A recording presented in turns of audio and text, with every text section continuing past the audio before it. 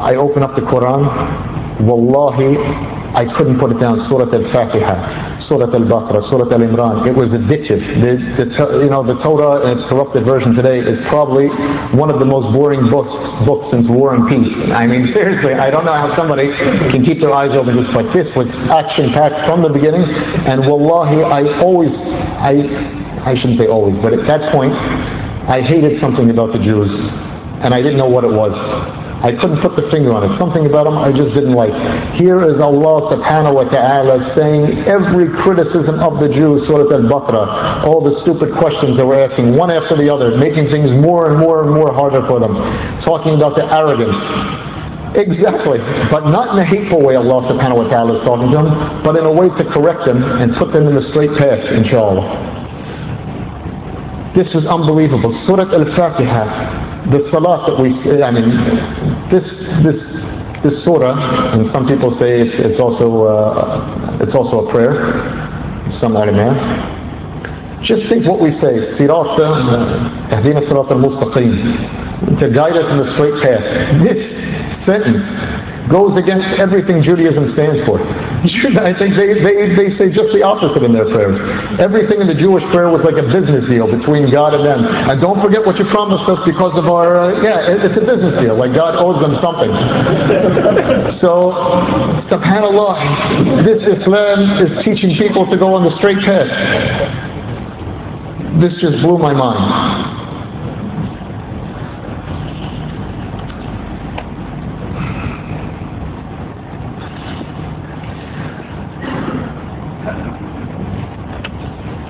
As a Jew, we were taught that the Goyim, or the Gentiles, are basically worthless. And the Talmud is full of fatwa allowing shady business practices with Gentiles, but of course not with Jews, because they're the chosen people. Some people told me that they were chosen to be bombed, but that's a different thing. But not that we promote that, of course. As I said, when I looked in the first Quran again, when I looked at the first ayah in Surah Al-Fatiha, this just separated everything that the evil Talmud was teaching me. Wallahi, at this point now, I was addicted. I was an Islamaholic. Okay, I loved everything about Islam. And alhamdulillah, the first brother that Allah subhanahu wa ta'ala sent me to guide me, he was upon a good manhaj. He had a good creed.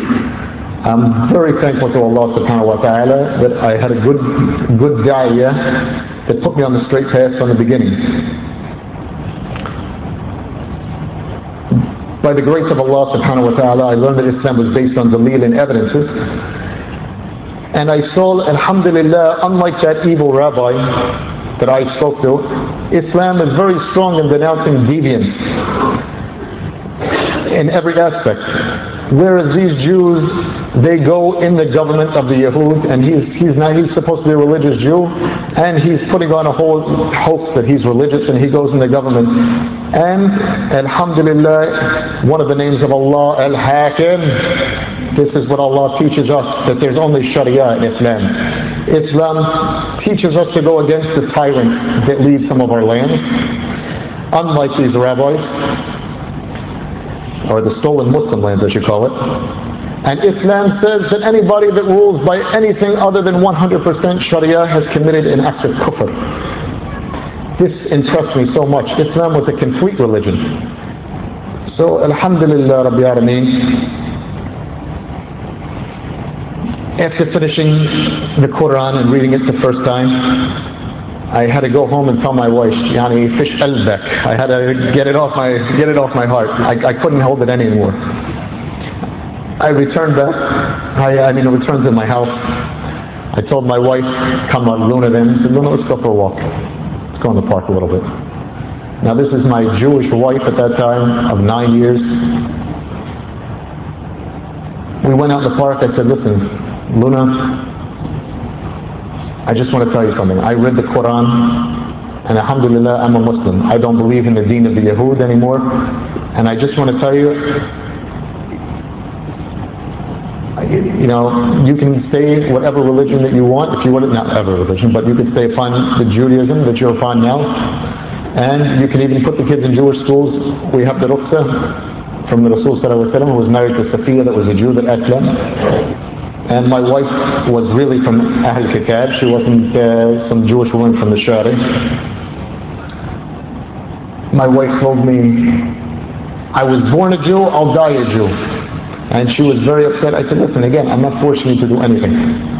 Wallahi, I love my wife and I loved her then. And I told her, you can do what you want, but I have to be honest with you, I'm a Muslim. We went back to my house. I can't believe it, I just told my wife this. I logged on, I told Salah. I just told my wife I'm a Muslim. SubhanAllah, I don't know how did I do that? How did I tell my wife I'm a Muslim? I have no idea what's going to happen now. His brother Salah told me in Emirat, Ya Yusuf, just make dua. Make dua for Allah subhanahu wa ta'ala to open up her heart. And we're going to make dua here in Emirat, inshallah. And you be the example of what's a good Muslim. Let us see what a Muslim is. In Maghrib, she didn't have a very good influence by the neighbors. There were many Jahl Arab, but there wasn't too much Islam in her area. 2 weeks later, alhamdulillah Rabbi Alameen, my wife took Shahada, was reading Quran, alhamdulillah Rabbi Alameen. We started to make the salat in our home in Palestine, or quote-unquote Israel, where we lived then. They used to have these shutters. You pull the shutters down.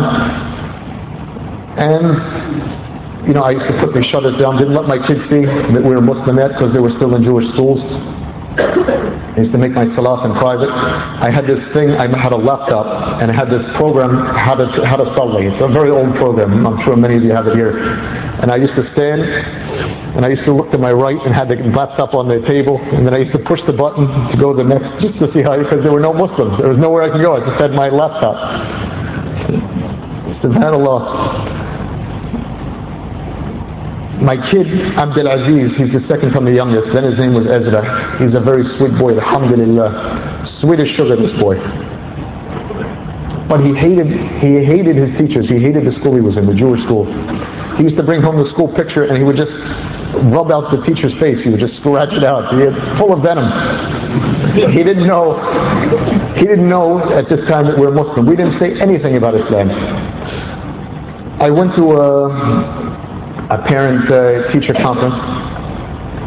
The lady tells me, his teacher, Mr. Cohen, your son Ezra told me that one day his father is going to come here with the Muslims and he's going to kill everyone in this room. Wallahi, that's what he told me.